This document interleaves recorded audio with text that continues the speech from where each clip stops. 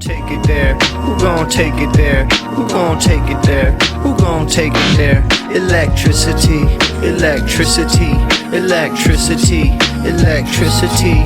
You know what's in the air, you know what's in the air, you know what's in the air, you know what's in the air. It's possibility, it's possibility, it's possibility, it's possibility. So I want to talk about this whole mind virus thing that we've heard from Elon Musk about how woke is a mind virus. Elon Musk wants to eradicate the woke mind virus. And if I recall correctly, he recently declared victory against the woke mind virus and says that it has been vanquished. So obviously this is just like sci-fi nonsense language that people like Elon Musk like to use to sound smart. Elon Musk is really prone to using language that makes things sound more exciting than they are.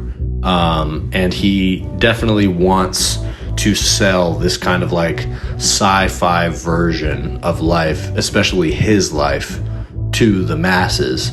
And that's how he wants people to buy into his bullshit and also buy into the idea that he should be given all the power that he wants because he's like the main character in a sci-fi movie that's saving the galaxy. And the woke mind virus is just one of the many enemies and obstacles to a peaceful galaxy and extending the light of human consciousness to the stars, which is no doubt Elon Musk's honest intention. So I've been thinking about this phrasing, woke mind virus, recently. I'm really interested in like rhetoric in general, and specifically the type of rhetoric that the right wing uses that's effective, and just these little turns of phrase that they get fixated on and start using repeatedly, because as stupid as it sounds to anybody who doesn't come from their school of thought, from where they're coming from in terms of conservative fascism or whatever, it sounds dumb, it sounds reductive, and it sounds like slop that you feed to morons. And yet that consistently is the form of propaganda that has, allowed people like Donald Trump and Elon Musk to ride into power, is the dumbest and most base level characterizations of political enemies, as well as trying to frame things in this very fascistic kind of framework of like the enemies and the heroes and the weak and the strong and the saviors and that kind of thing. And so this whole idea of woke mind virus, it's been documented that, at least based on what Elon has said, that he came up with this idea of the woke mind virus when he became radicalized against trans people, given that he has a trans daughter who he says he realized after she transitioned that he was tricked into signing papers for her to be given gender-affirming care. So this was when he decided, and I guess once that transgender daughter became alienated from him, probably because of the creeping in of his reactionary views that had already started at that point, but essentially the alienation of his trans daughter and the fact that she correctly began to identify him as a fascist and things of that nature caused him to go hell-bent on this woke mind virus thing, on vanquishing the woke mind virus. And I think it's interesting because if you get past the sci-fi salesmanship of it, and you really try to trace it back to like where he got this idea, what is it that's making him think of it this way? Because what it really is a way to dismiss an entire form of thinking, an entire way of thinking. And woke being a designation that is made by the right that doesn't even really accurately identify any existing set of beliefs. It's more just like anything that right-wingers don't like and think is too liberal, think is too progressive or whatever, that's woke. And So to call something a woke mind virus is just a way to dismiss it. You're just essentially dismissing liberalism as a whole. That was what Big Joel, another content creator, said about it at one point, is that when Elon Musk and other people say woke, what they mean is liberal. They're just talking about liberalism, because they're not even really talking about extreme left-wing ideas of any kind. They're lumping all of that in with what woke is, anything from full-blown communism to like basic, inclusion at the workplace. All of that is woke. But the mind virus part is interesting to me because what it sounds like is something that a very jaded atheist type would say about religion. And that is Elon Musk's background, is like atheism. This is a secular guy. And given how annoying he is, he almost certainly was one of these like cynical and judgmental atheist types that would characterize religion as a mind virus. And I'm drawing that connection because that is also something that people say about wokeness, that woke is the new religion.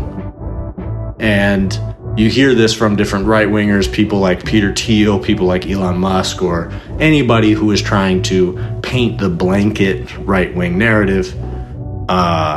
They use this talking point that wokeness is a religion. And again, that's a way of dismissing an entire set of ideas, but it's because these are, in some cases, fundamentally religious people.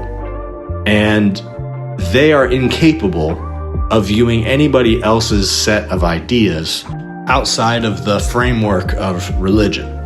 So they think that whatever it is that they get out of religion on a spiritual level, on a psychological level, they think that that's the reason for everybody else's politics. And especially because they apply their religion at all levels of politics, they think that everybody else's political activities is completely driven by the same religious impulses. In other words, they see inclusion, any kind of progressivism, even slight forms of progressivism, they view it not as a social theory or any kind of political compromise or anything like that. They view it as worship. And any way of setting up society, any kind of political approach, is a form of worship of certain ideas. This is why they go after the people who created certain ideas rather than attacking the ideas themselves. It's always about slander. It's always about trying to discredit people in the historical sense, whether it be, people who created critical theory or Marxism or gender studies. It always starts with discrediting the progenitors of certain ideas so that you can burn all the books. You don't need the books if the person who wrote the books is a completely unsalvageable person in the eyes of God. And so all of the things they wrote are heresy and of the devil and that sort of thing. And so this is their way of engaging with ideas. But in the case of people like Peter Thiel and Elon Musk, these are not fundamentalist religious types. Both Peter Thiel and Elon Musk are atheists, and I would argue that they're atheists of the most cynical kind. They are billionaire, technocratic, fascist atheists that view most of humanity as some form of parasite or just in the way. A lot of these guys believe that large amounts of the population should be done away with or allowed to die so that, Earth can be more efficient, rather than the distribution of resources which they are hoarding being more efficient. We should just have less people, less mouths to feed, so that the rich can keep more. That's essentially the worldview of these people. And so when Elon Musk goes after wokeness on these almost religious grounds, what he's really doing is he's betting on Christianity and Christian fundamentalism. That's what him and Peter Thiel are doing. They are betting on the fact that Christian fundamentalism is more compatible with their idea of technocratic complete control of the government, oligarchy. They have identified that Christian fundamentalism is more compatible with that. So even though they have a disdain of those type of ideas as well, which I would say even using a phrase like mind virus belies that type of resentment. And that's why it's such an interesting phrase to me. It's so loaded. To call anything a mind virus just seems like a very bizarre way of engaging with any ideas. I mean, I'm not a religious person, and I have a distaste for the totalitarian impulses of most religions. And I would not describe those ideas as a mind virus.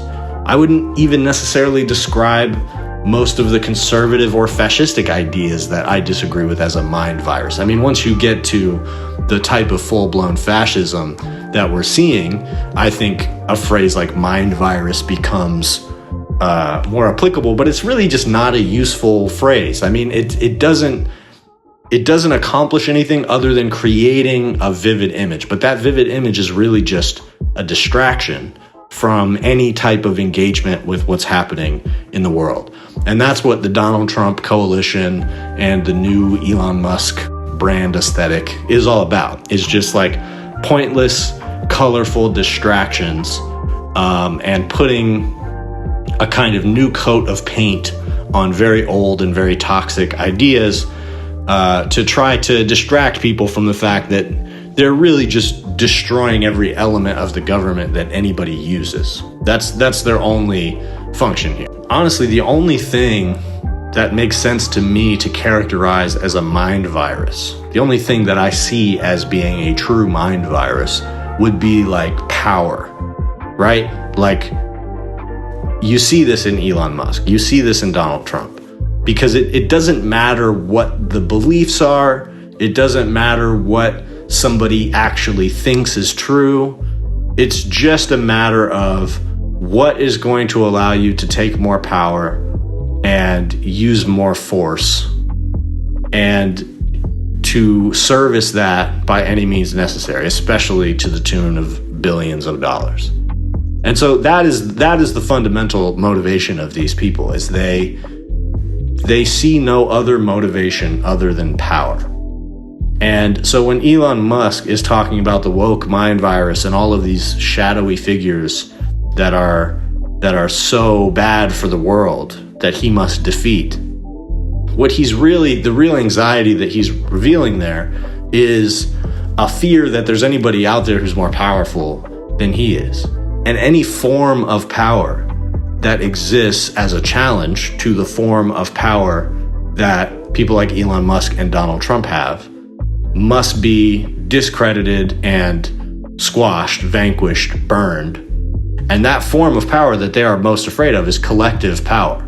If you break down wokeness, what they think wokeness is, or what scares them about wokeness, it is the idea that many kinds of people, many different races, many different genders and backgrounds can unite around the idea of equality and become more politically powerful because of it. This is really what scares conservatives too about LGBTQ+, is that the even just the idea of combining all of those different groups into one unified political front is inherently frightening to fascists, because their ideas thrive on people being divided from one another and being overly individualistic to the point of distrusting anyone who is not like you. So the idea of aligning yourself with others who are not like you around the principle of equality is the fundamental thing that they are afraid of. And really, that's just liberalism. Again, we're not talking about anything truly radically left. But even before you get to the idea of like neoliberalism and how it's kind of corrupted by capitalism, liberalism is essentially the idea of the maximum amount of people being enfranchised and included in a democratic system as possible. And that is a form of political power that I think Elon Musk has come to feel is diametrically opposed to what he wants. Because this is a guy who used to have a secular way of thinking. I mean, even if he is just an idiot who has fallen his way up with infinite access to resources, he still, he recognized at a certain point that the need to move away from fossil fuels for the sake of the planet would create a demand and a necessity for electric cars, and he attached himself to that. So, that is a secular thought process. And now he's on the opposite end of that, where a secular approach to politics becomes something that they are allergic to and refer to as wokeness. So, I don't know, I guess I want people to be more offended and feel more disrespected at the use of the phrase woke mind virus, which I know is a tough ask because it's such a ridiculous thing. But even though that is a ridiculous turn of phrase that does not really reflect anyone's beliefs, he is using it to throw out essentially the moral underpinnings of like most of the country. And that underpinning of liberalism that most Americans have come to accept over the course of the last century or so is really fundamentally what these people want to erode. And so, in other words, we have to defend our wokeness. And the idea that these guys think that they can just vanquish the need for equality, that by, getting rid of DEI programs and doing this whole like government shakedown is going to prevent us from just looping back around to the same conclusion that our society doesn't work unless it's as inclusive as possible, it's delusional. And it's what conservatives and reactionaries have been deluding themselves into thinking for a long time. That if you vanquish a certain set of ideas, if you vanquish a certain form of organizing and speaking, if you vanquish a certain group of people, that you can prevent the need for society to become more metropolitan.